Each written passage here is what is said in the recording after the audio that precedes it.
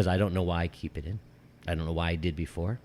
I don't know why I didn't see all the signs of doing anything, and I just kept fighting it until it became so costly. My life is completely altered because of it. Take a girl and a guy, and they fall madly in love and form a family.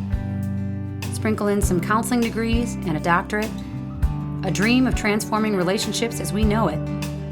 And 20 years later, we give you power couple Dr. Ray and Jean Kadkodian.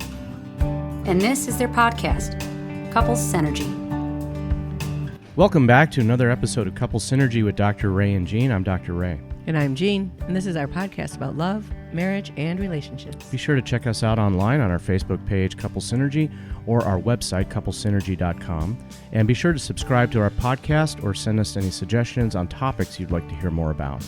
And now on to Couples Synergy, an in-depth look at love, marriage, and relationships, where we bring you our experiences working with thousands of couples for nearly 20 years.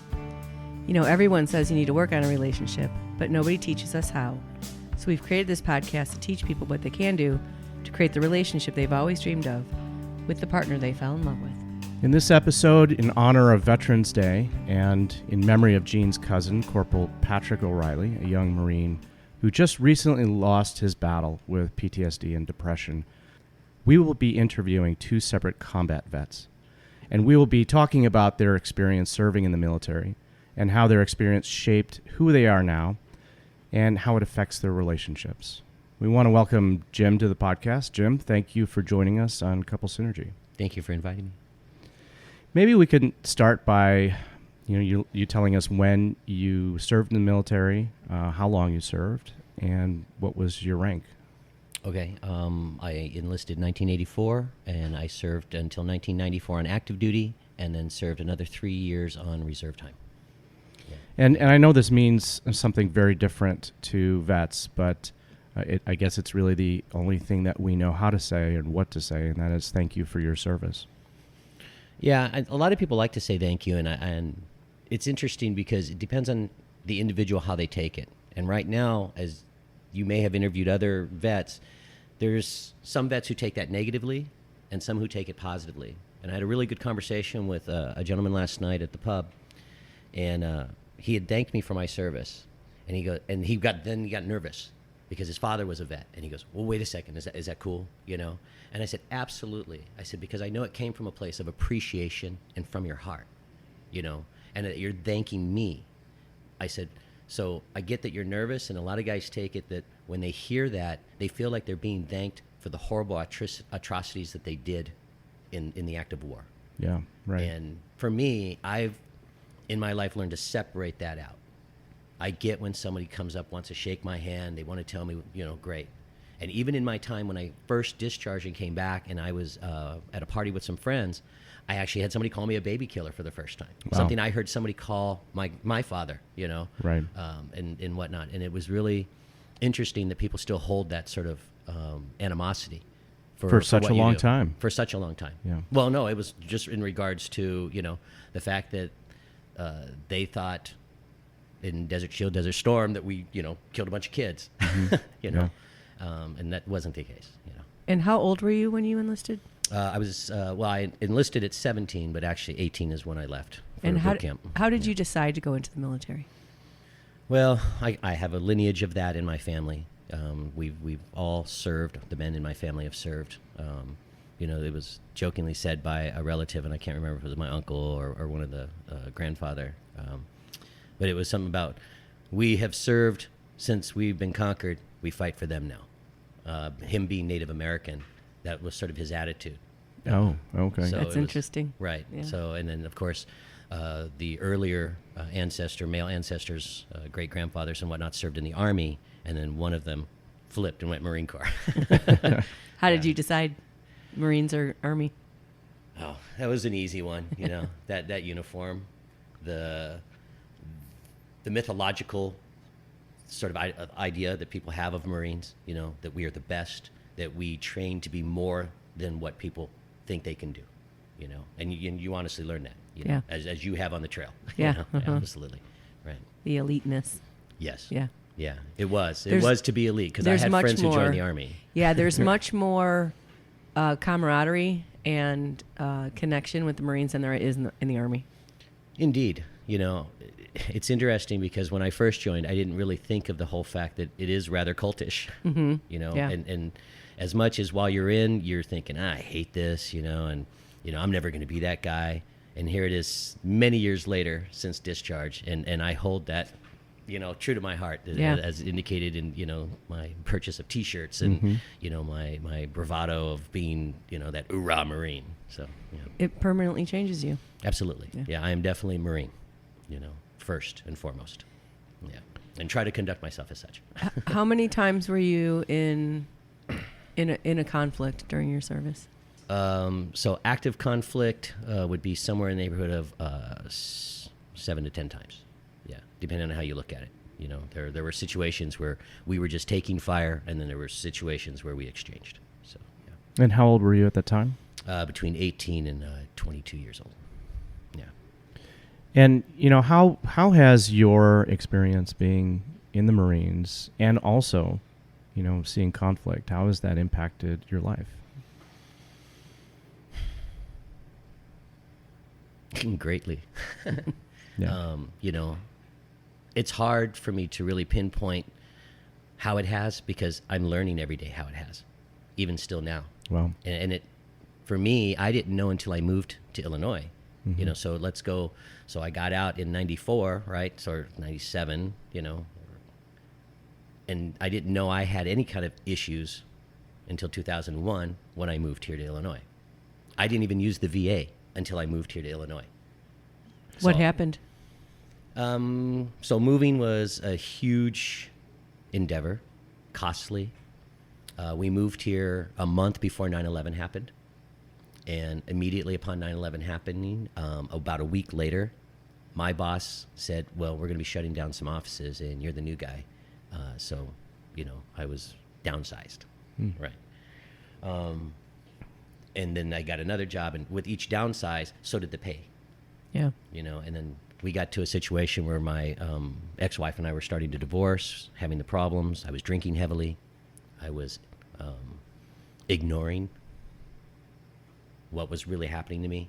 I was like, there's no way. No, I'm not that guy. I'm not that guy who's sad about what he did. I'm not that guy who feels, pain and remorse, And I don't know if that was what I felt. I just knew that I was really confused in the head. And still to this day, I still have a lot of, I just don't know what I am, what I want to be, where I belong. That's the biggest thing. Mm-hmm. I have no sense of belonging now since discharging. We've spoken with other vets, and they've consistently have said that first year coming out is really difficult, right? It's a very big transition. How come it took you a while after discharge, to start feeling the effects? Yeah, because my first year wasn't bad. In fact, my first few years weren't bad because I was able to get a job where I was hired by a Marine. Oh, And the entire team of service reps that I worked for, my first job was in the service industry, all of those service reps had been veterans. This guy padded his team with veterans. wow. That's how he worked. Did you guys talk about anything, or did it just bring that camaraderie back? It was camaraderie. We none of us really talked much about what we had done or seen, because of the generational gap too. There were guys who hadn't seen anything, Yeah. It's just the way it is, and that's what I thought I was supposed to be. Right, I'm a Cold War Marine. Right, right. How was it that I saw combat action? Yeah. But we can get to that if we want. But I think I just had a buffer for so many years, and then I was able to sort of turn it off. Things were good. I was married. I was happy. And then things kind of went sideways. And I ended up in my first divorce. Did your service impact your marriage? Absolutely. Yeah. My Was the first ignoring of wife stuff? was Yeah. my first wife was with me when I was in the service. I think in a lot of cases, when you marry somebody in the service and you're deploying, every time you come home, it's a honeymoon. You've been gone a long time, and even if there's things that need to be said because of the fact that there's another deployment coming up, maybe you don't say them. You put that on a shelf. Absolutely, because you want it to be happy times, right? Yeah. And I think that's what we did for a long time. And then for me, when I finally got out of the service, even though I had this buffer, now I felt like, well, I'm not living. Now I'm just working. I'm supporting a relationship, with a woman who didn't want to start a family. Mm-hmm. So it was like, what's the point of being married if you don't want to start a family? If you're not going to go there. And because she was older than me, once she put her foot down, it just wasn't going to happen. We were going to age out, for all intents and purposes. At that time, a lot of people, once you hit 35, 40, you're not going to have a kid.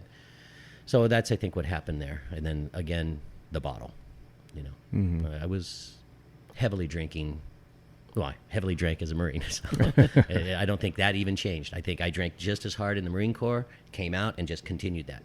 It was, So yeah. you didn't think it was a coping skill for you at that time? No, Okay. I thought it was just being a Marine, social, right? Right. Yeah, born in Tun Tavern, we drink. That's what we do. Mm-hmm. And I was always with the boys. And when you're on a crew, a team of employees who, let's go have a drink. And they're all veterans who all drink hard and smoke. And, you're just going to kind of carry that into civilian life. What we did at the NCO club just becomes what we do at, John's Pub down on the corner. So, yeah.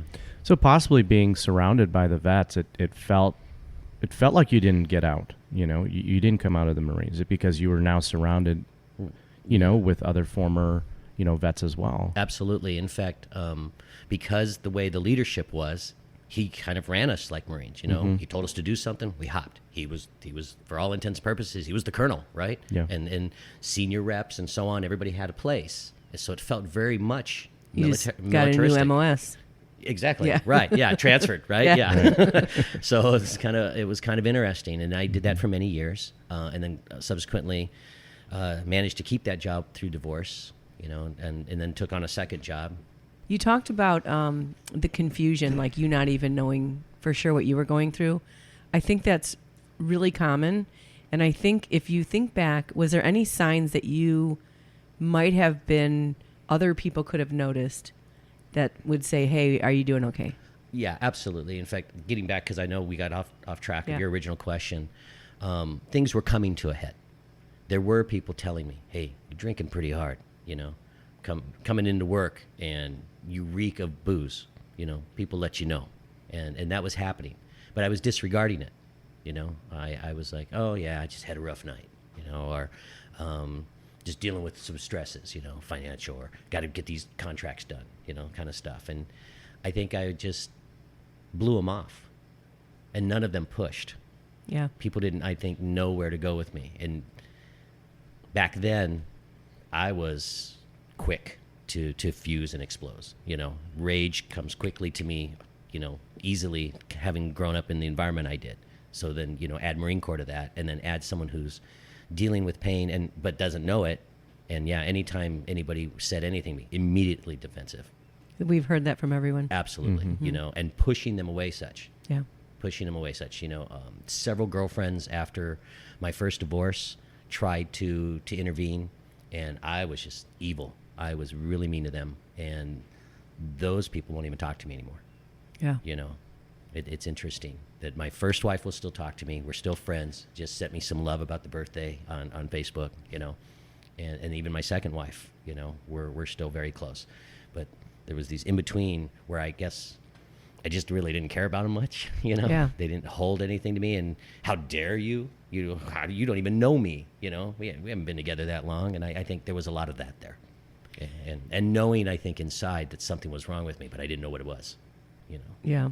Did it matter whether you were talking to someone who was a civilian versus someone who was a veteran? Whether they understood you or understood what was going on with you? Well, honestly, I don't think any vets really confronted me about my behavior and how I was acting. None of the guys that I worked with did. They just gave you a Yeah, pass? that's just Jim, yeah, That's how, I think that's how it was. Well, they would have to face their own stuff if they could confront you. Probably. Yeah. Yeah, and certainly we were all kind of like that. There was always some guy going ballistic in the office, throwing papers, and what this freaking place, Yeah. And it was never the job.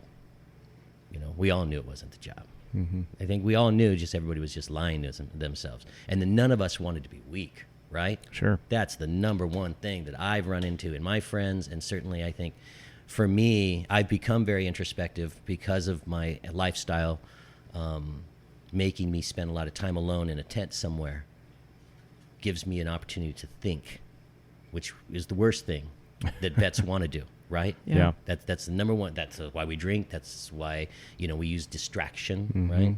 But there comes a point when you're on trail and you're all alone, you're just going to be faced with your demons, right? And for me, it was something that opened my eyes and made me go, okay, what's wrong with you? What's happening? It was specifically the hiking and being out there in solitude that brought you to that place. Absolutely. And interestingly, I got a little bit of it when I was working in the industry, on trail, but most of it came on my own personal adventures. Yeah. When I went out there, got out on the trail, and just had so much quiet time, and you start thinking about it. And you're also doing something that's very physically exhausting. Mm-hmm. So I think when you're thinking about stuff and you're exhausting your body, it resolves or at least gets those things flowing in a way that can find a balance. Yeah. And back then, when I did go backpacking and whatnot, I pushed Marine Corps style. I pushed my body. Yeah. 22 miles in a day. Hard, If it took me 11 hours, I didn't care. If I pulled into camp and it was 2 a.m, I was setting it up with a headlamp. It didn't matter to me. The idea was just to tax my body and break it down as much. It was almost like I was trying to hurt myself back then, on the trail. Yeah. Like I was using that to just break myself down. We've heard other vets talk about this physical component as something that has been very helpful for them. That when you are using your body in that way and taxing it, as you said, it almost helps them kind of process a lot of the things that they've gone through. I believe so. And especially if you're passionate about it. Yeah. I mean, especially, you meet these vets who are, they push a lot of iron, right? These big buff dudes, they spend hours in the gym. And yeah, it's a healthy distraction, but again, it's just another distraction. Right. You're using your rage and anger and whatever's inside you to push that heavy metal as hard as you can, right? And that's what I was doing on the trail. I don't do that anymore because I realized, I am trying to hurt myself. Why am I trying to hurt myself? I came on this to enjoy this. I wanted to see pristine nature. I wanted to, put my feet in a cold river, but I never did that. I just moved. The only time I took the break was at camp. Did you ever answer that question about why are you trying to hurt yourself? Yeah. But it came much later and rather recently. Yeah. Yeah, within the last few years. I think I did answer that question. I think for me, because I was starting to think about my life and where I was at and why was I such a failure in relationships and why did it seem I couldn't keep friendships either. I don't really have a lot of close friends from my past. All my friends are current friends, so to speak, within, just a small window of years. I don't have friends that I communicate from high school. I don't have friends even from the military. Not a single guy I served with do I communicate with today. Really? Is that a choice? Okay, yeah. The introspective, yes, because I've done nothing about it. I have personally not sought them out. What I looked at, it was like, well, they don't give a fuck about me. They're not seeking me out. But what have I done, right? Yeah. What have I done to affect that? So, yeah, I think it's my fault. I will take the hit on that. It's an interesting thing how, relationships really form just because of proximity. And when you're in that proximity with people in the military, it's amplified because you're 24 hours a day. Right. Same people going through those experiences. And it does have that huge forging of a bond. But then when you're out of that environment, there's nothing to hold it together. And who wants to remember? Right. And Right. plus in the military, people come and go. So you try not to attach yourself. That's why we use last names. I Yeah. don't want to know what your first name is, man. You might be dead next week, Yeah. and you might be transferred. We get too close, you become a best friend, and then you got to go. The government controls everything we do. Yeah. So guys get very guarded. And then I've held that beyond. I was guarded even prior to going in the service. I grew up in a rather impoverished type of lifestyle and neighborhood, and you just sort of were always on guard, and you watched who your friends were because you didn't know who was going to kind of flip on you or try to better themselves by rolling over on you on something. So now you advance that to military, where now these guys you really love that you're side by side fighting with, that you're willing to take a bullet or jump on a grenade for, and then they're gone that quick. Yeah. And then they don't even call you back. They don't even contact you. So in I a don't way, think you get offended. Yeah, I don't think you're alone in that. I mean, I think that guardedness is something that is pretty consistent, of all vets coming out, especially combat vets. Would you say? Absolutely. I mean, those in the circles we know, they're guarded. Mm-hmm.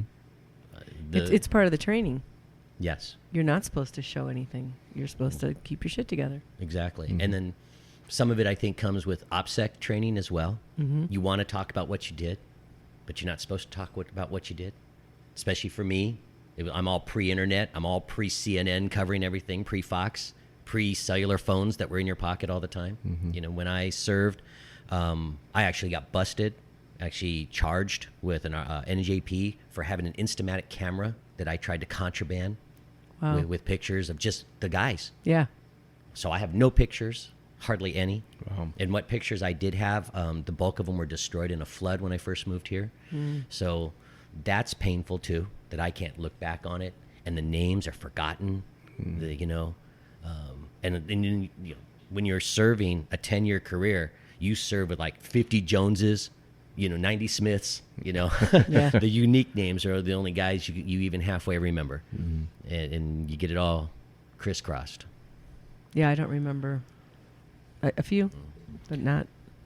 I think where you serve makes a difference too. I think I was impacted a bit more negatively because I was supposed to have guaranteed West Coast duty, being somebody Guaranteed. from the West Coast. Yeah, in contract. Right. And then when I went to schools, I had performed well in schools, and they fish you. They're like, hey, you're doing really well.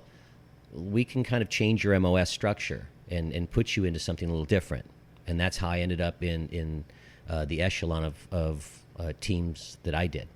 So that was interesting that by accepting that, I negated any prior contractual obligation that the government had with me. And I ended up on the East Coast, as far away from my family and friends as I could possibly be. And coming from an impoverished background, you can't just jump on a plane and travel and meet each other back and forth. Right. Even now, I haven't seen my mother in 3 years. Right? Yeah. And that's just the way it is. I haven't had a Christmas with my family since I moved here. With my mom, my dad, my sister. They've had 4 family reunions, and we just, as a family, really couldn't pull the money together to have all of us there. Because for them, most of them get to just drive a few blocks to see each other. And for me, I'm halfway across the country. Did that grooming of you into that category, whatever that was, did that lead to you then seeing combat? So you didn't stay with the job you originally signed up for. Oh, yes. And then they groomed you I to see do what you're something saying. else. Yeah. Yes. Yeah, that definitely, had I not taken that, I probably never would have done anything.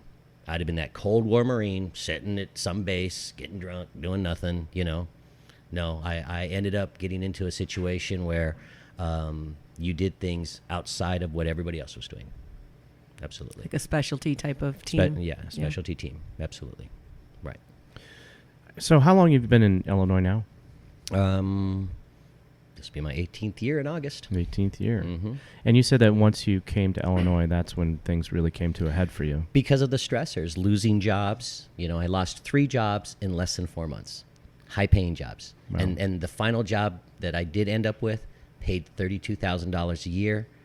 That went from $120,000 a year salary to $30,000 a year salary. Because what I learned here in Illinois is nobody leaves. So a lot of people know each other. And they hire their friend circle, their family circle, people related in a lot of the companies. Mm-hmm. Even where I work now, there's people who they went to school together, they go to church together, they grew up together.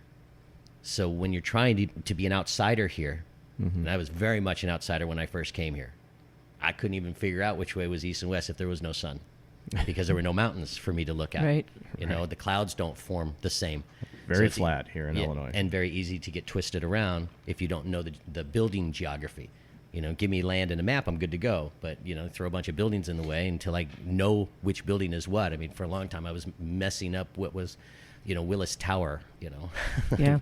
Sears at the time. Sears at the time, right. And everybody's like, how do you not know the Sears Tower? I just get confused, you know. So, you know, at its height, when everything came to a head, you know, what was that like for you? That was traumatic because the way it came to a head involved the police. It was quite a horrific situation. It was upon my divorce, and my history was used against me for an order of protection. Though there had never been a history of threat or anything like that. And just so we're clear, the ex has sincerely apologized for that. She was goaded into doing it by the court system. The court system told her she had to do it. They actually tried to threaten her if she didn't do it, which was rather interesting to find out on the back end. So I just want to clarify that there's no animosity there. But it was a horrific event between us, and I think that was the nail in the coffin that made it irreconcilable. And so at this time, your behaviors and symptoms, everything was just, you know, coming out at that time, and coming to a head. Coming to a head, yeah. Coming to a head, right? You know, and it's pretty disheartening. Excuse me. To have your wife be afraid of you. The mother of your children, the woman you sleep beside every night, somehow says, though it's not what she felt, but says on paper, and then you go to court and you have to defend yourself, that she's afraid of you, that she's afraid you may kill her, kill my wife. Come on, you know? Yeah. And only because of my background of having seen combat, because now I'm a scary guy. I have committed the act of war. I've done atrocities that some people agree with and don't agree with, or evaluate in a certain way. And then when they make you feel that way, that's horrific. And that to me made a huge impact. So only because it made me fall deeper. Oh my God. I lost job after that because I just sunk into this hole. I don't think I was sober ever. Literally getting up in the morning and having a drink. I needed just to get up off the bed. The bottle was right there. You know, it was just horrible. And then I ended up getting arrested, you know, in a stupid situation. She and I were together, and somebody almost hit our car, and the kids were in the back, you know, and they were still in rear-facing baby seats, and I'm the passenger, but I'm the one who road raged. And I jump out and I assault somebody. So that was pretty much the push, because even though the court system thought little of it, my charge was dismissed. I was sent to anger management. I was evaluated that all I had to do was watch a 2-hour video.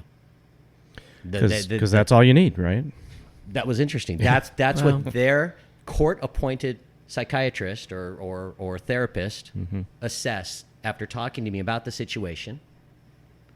And then he goes, all right, I'm going to have you watch this video for a couple of hours, and then I'll let him know you don't seem like somebody who's going to go off the hook again, you know. He was so wrong. He was so wrong.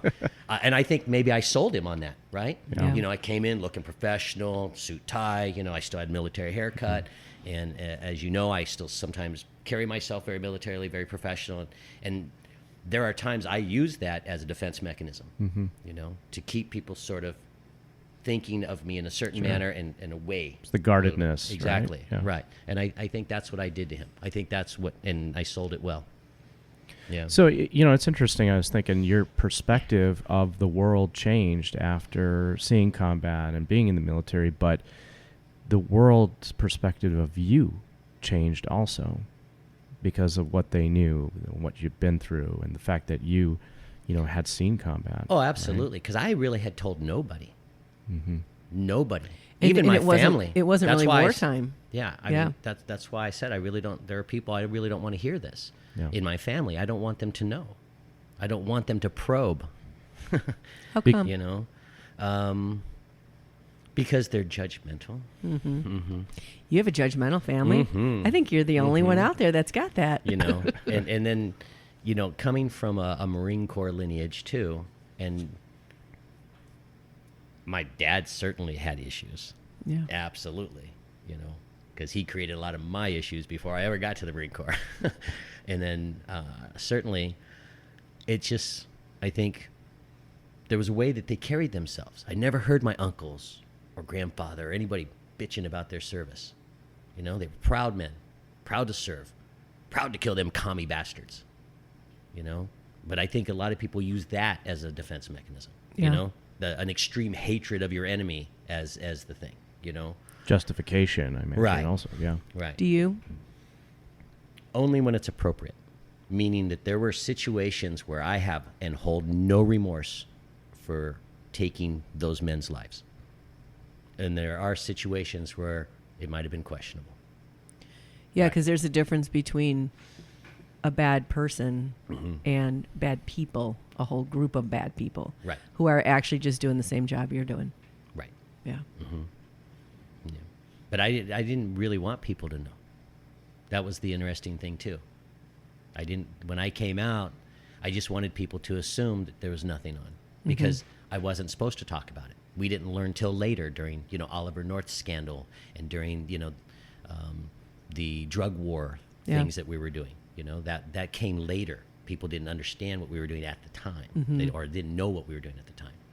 So I think as that started to become more public, I was able to speak a little bit to it. But again, when you discharge from the service, and especially in the job role I had, I signed some kind of non-disclose agreement that holds me to the UCMJ, but it was only for a length of time. I'm sure I'm completely absolved of that unless I write some tell-all book and use every name or whatever, But and so I still felt that, and I think sometimes I still feel a little bit about that. There's a few things that I participated in on behalf of our country, our government, that I'm never going to talk about.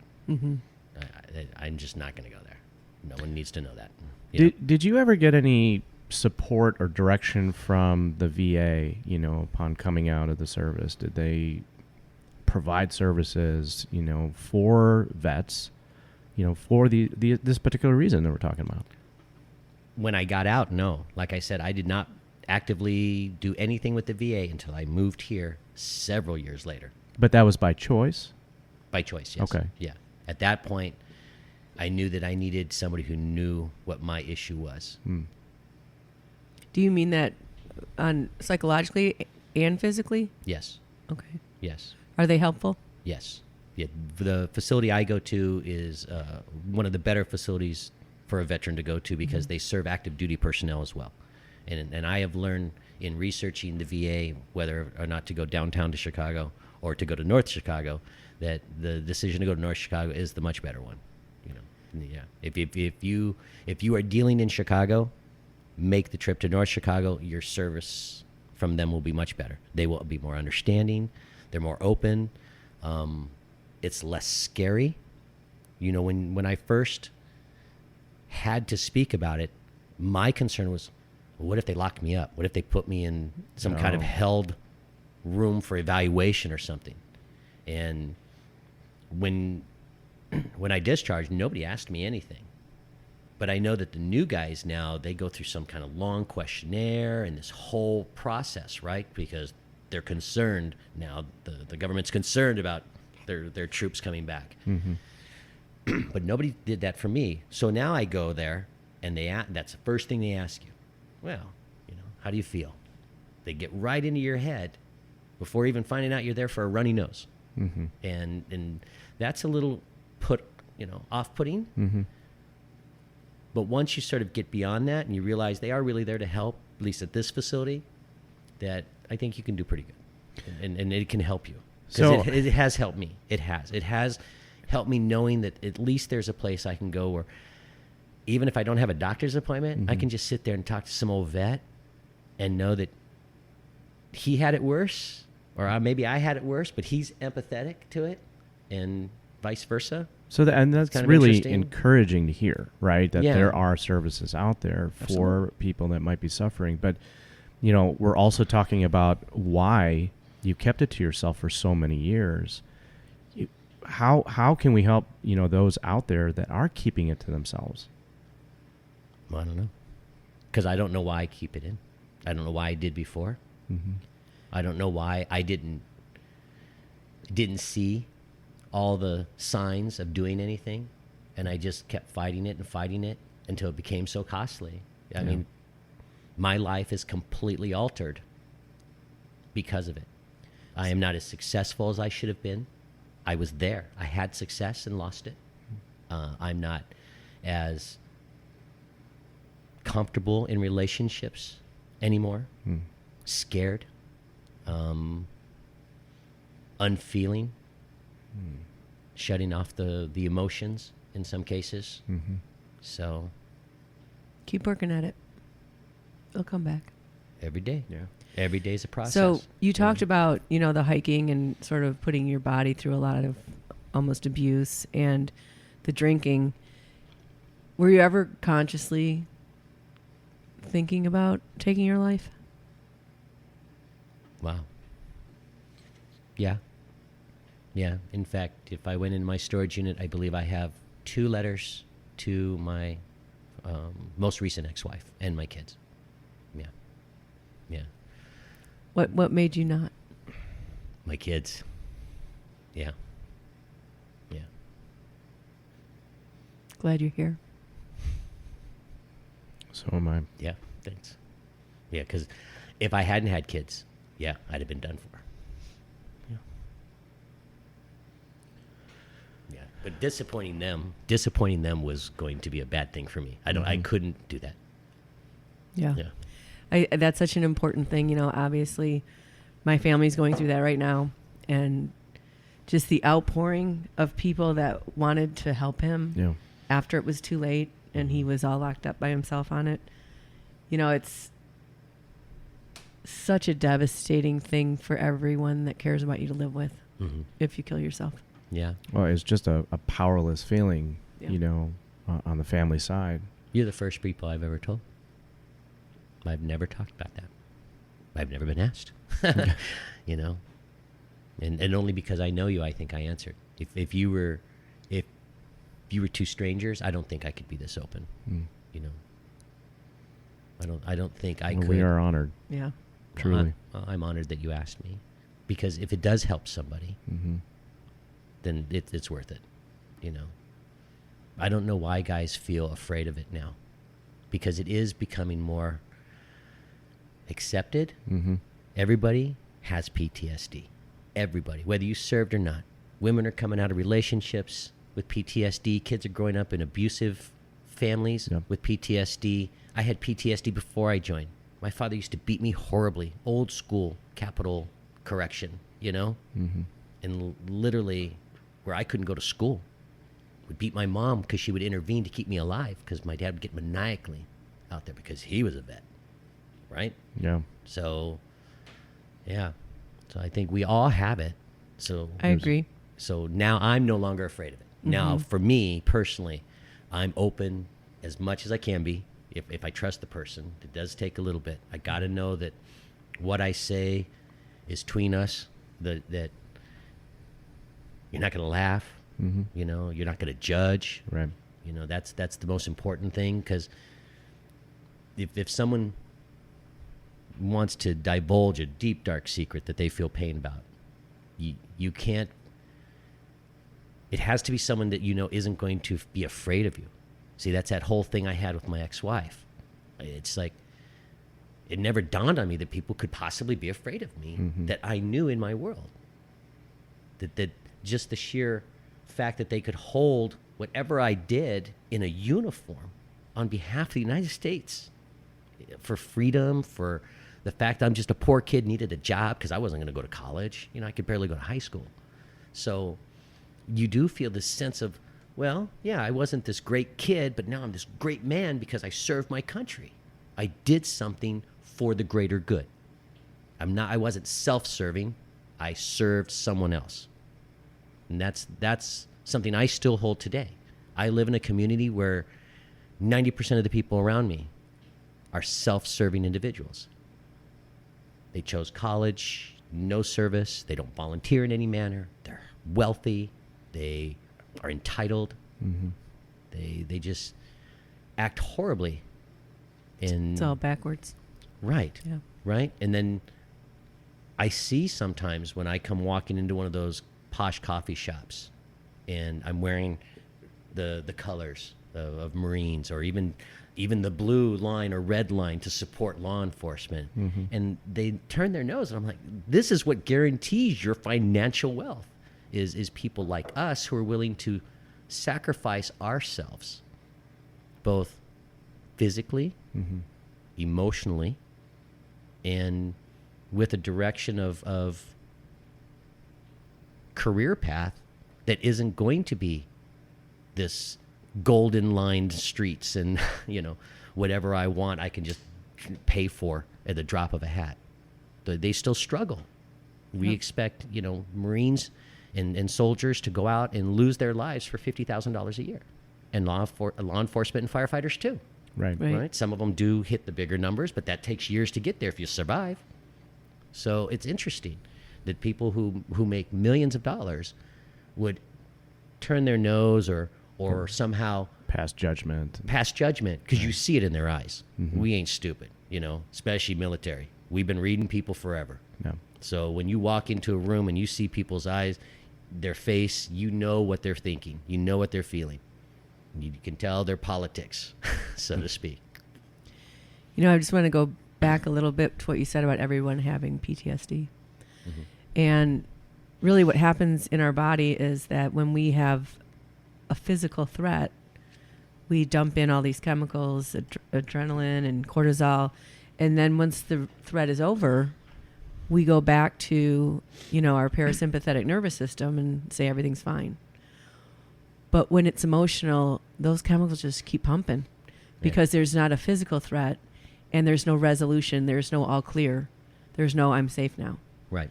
And that is just the way our brains work, and that's why the physical stuff is helpful.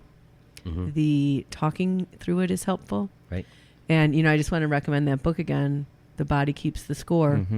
And it's all about how our physical body is in PTSD. Where our brain is designed to seek out threats all the time, to kind of prepare ourselves. But if you go through something that what you've been through, your brain becomes more hypersensitive. Oh, absolutely. And hyper-focused. Everybody I work with, they're like, you're so hyper-vigilant.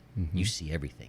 You notice everything. You're on guard every time someone looks like they're going to shoplift or steal something. Because you had to be. Right. Yeah. So, and for whatever reason, I almost can never turn it off. Yeah. Even at home. At home, I'm hyper alert to any noise, the ticking of the furnace. What is that? Immediately I go on guard. That's probably why you feel good hiking. Sometimes. There are times I've been on trail where I actually feel more afraid, more on guard of everything. Because of the possible unknown. Right. Yeah.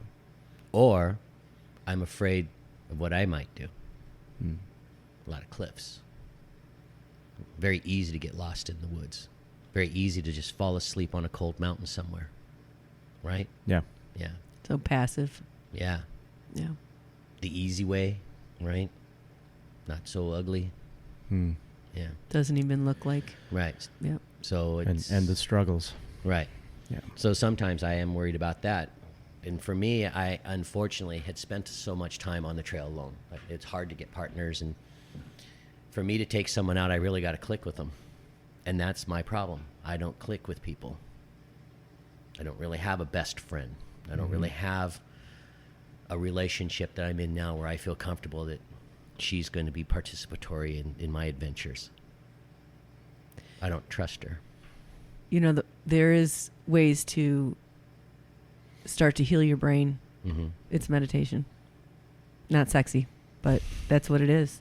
And, you know, having gone through basic training and having gone through extensive meditation, I see what it did, Mm-hmm. you know, and in basic training, they teach you not to react. Right.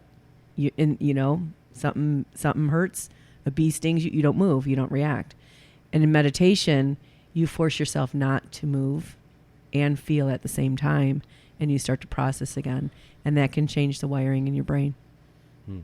That would be key. Yeah. Because we're all in the service trying to shut all those emotions off. Yep. Because you can't have them at the moment.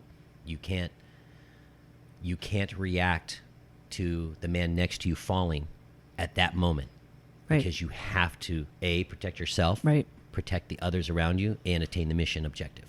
Right. So you learn to shut that off. And unfortunately, I think a lot of us still do that every moment we can. I do it sometimes just to get through work. And that's the opposite of what you do in meditation. Uh-huh. You don't run from it, you sit in it. Yeah. And it resolves. It's just not easy or fun to do. And, you know, we can't have empathy or compassion, you know, with that turned off. Right. You know, and so that's where the difficult part comes in having relationships and being able to, you know, connect at that level, because you have to be vulnerable in a relationship. Yeah. Guarded and a healthy relationship doesn't go well together. Right. And I'm getting better. I definitely Yeah. feel, but for her and I, we've been together many years now, and it's taken that time of understanding who we are separately, together, in our world, without us, and at work, you know, because we all have to sort of, you're different every time you leave the house with wherever environment you're going to. That's the one thing I hate too. I never felt like that in the service. I didn't have to be something for this environment or be something for that environment. I was a Marine all the time. Nobody expected anything different. Hoorah, right? And a lot of your Yeah. decisions were Yeah. made for you. True, right. I didn't have to do a lot of thinking other than process the order, process the command. What am I supposed to do? Okay, this is how I do it. Just part of the don't- machine. Don't question it. Don't don't think too much into it. If it sounds quirky, okay, maybe you got to work around. Yeah. Or, you know, If is there's top really crazy? if there's someone who's served that is listening to this right now and struggling, what would you say to them? Don't give up, because you're not alone. And if you have a battle buddy, see, that's the problem. That I think a lot of us, we don't have battle buddies anymore. Our battle buddy was our best friend on the field. Yeah. The guy who checked your gear, you checked his gear, you made sure he had bullets, you got bullets. There's always somebody checking your back and head checking you too. You know, you in the game? You ready? Right? Everything's locked by the numbers. People constantly checking on you for the mission, not necessarily checking on you for your emotions. And I think that's where we're missing now. So if we can all now start thinking that the mission is for us to be healthy and to put those demons in the past. There are several warriors who have gone before us who have managed to get through their entire lives and die peacefully as an old soul. Yeah. So there's no reason. There's absolutely no reason. And I think we're afraid of being seen as something other than we are. So we all, I think, have to find how to get back to who we are supposed to be. And the only way to do that is to open up, to not dwell, and don't be guilty. I don't know why anybody feels guilty for being here. Yes, it's easy to have the sympathy and the pain of loss for your battle buddies getting killed. But at the same time, you made it out. That's a lotto. You hit the lotto. You're there to tell the story. It's interesting in a lot of stories and movies, the bad guys leave at least one guy to go back and tell everybody about it, right? And that's you. If you're that guy, then tell the story. Tell people the story. Honor your friends by being okay to speak about it, to tell what great men they were, their quirky asshole stupid shit they did, you know, and don't dwell on their loss as a pain factor and that you should be with them. Mm-hmm. No, you're the storyteller now. You have become the shaman, if you will, passing along the history. So I think that's what I would tell them. Stop and think about what your role is now, is to honor them. Don't dwell on what you feel, because what you should feel is lucky. I feel lucky. And there are people around me who are not here today. There was a Okay? lot of You know. comfort in the vets that came to that, my cousin's service. Mhm. And I thought, if everyone did that, they probably would stop killing themselves. Mhm. Go watch a family go through that, Mhm. and honor them. Right. And that was really a big thing for me. Well, I think Yeah. that's a really huge point, that you brought up, Jim, and just, having a battle buddy, someone that you can, lean on, in times of difficulty, right? Absolutely. And sometimes having the people around them know who that battle buddy is. Recently, I received a text on a friend of mine who needed a little intervention, and it was nice because I hadn't a clue. This guy pulls himself off as somebody who walks the line every day very easily, happy-go-lucky. And to find out that these recent passings, Patrick's passing and another friend of his passing hit him so dramatically that he felt that he had to join them. We will all join our brothers in Valhalla, but we don't know how have to put ourselves there. Yeah. Right. We're all headed there. We'll get there eventually, right? Right. The party will happen, right? So we don't have to rush it. What we do need to do, though, is remind people of those people who are no longer with us. We're going to talk about Corporal Patrick O'Reilly as long as we can toast a drink to his health forever. Yeah, right? absolutely. We will remember him forever. Absolutely. And that's the one thing that I think all militaries do, but the Marine Corps is notorious for it. Mm-hmm. Remembered forever. They tell us that in boot camp. You may die, but you will never be dead. You are immortal because you are immortalized in Marine Corps history. You are part of Marine Corps history. Whether Never you are, to be forgotten.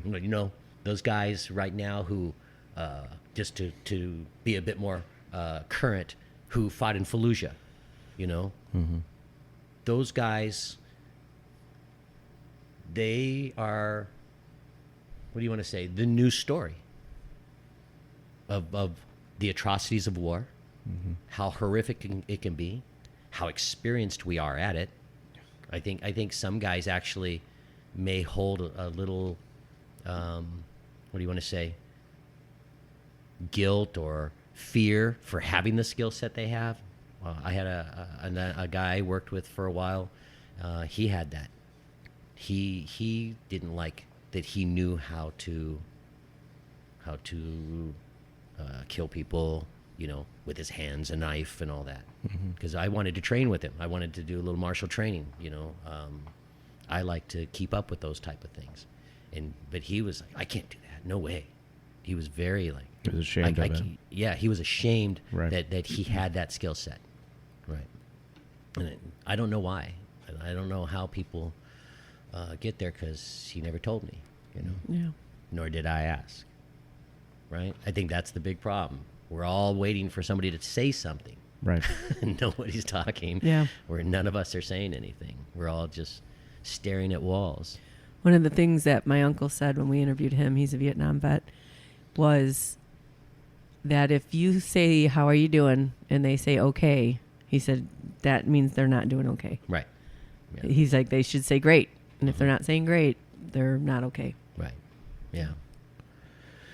So thank you, Jim, for joining us today. This has been a very tough week for the entire family, but we felt it really important to bring you on and maybe we can reach out and help someone out there that might be struggling like Patrick was struggling. Yeah. I hope Yeah. so too. Because really, it makes no sense. You got a second chance. Mm-hmm. You should cling on to it. You don't have to go out there and be some big thing in the world, except in your world. Be the best husband, boyfriend, family member that you can be. Remember your friends, joke about them. One of the things that I always remind people is that may fondness bring you peace, or not, may fond remembrance bring you peace, because we all have that. We all remember the funny things, the quirky things, the jerky things that the people who have passed in our life do. And that's okay to think about that. And it's okay to talk about it. And it's okay to be mad at them for it if there was a situation, because you obviously don't harbor that anger all the time, Right. And I think we just all need to just face that. That's where I'm finally at now. I'm finally there where I can go, hey, I can talk to you. Because had you asked me about doing this several years ago, no, no, I don't want to talk about my feelings. I don't want to emote, Well, we are really thankful that you were able to today, and we are also thankful for knowing you, and we're also thankful for everything that you've done for our freedoms and everything. I'm thankful for knowing you as well, because you've been a huge factor in how I feel. Knowing you has allowed me to feel safe and to speak about things and to know that I'm not being judged harshly.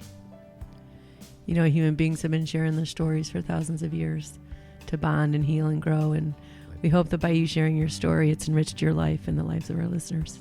We'll see.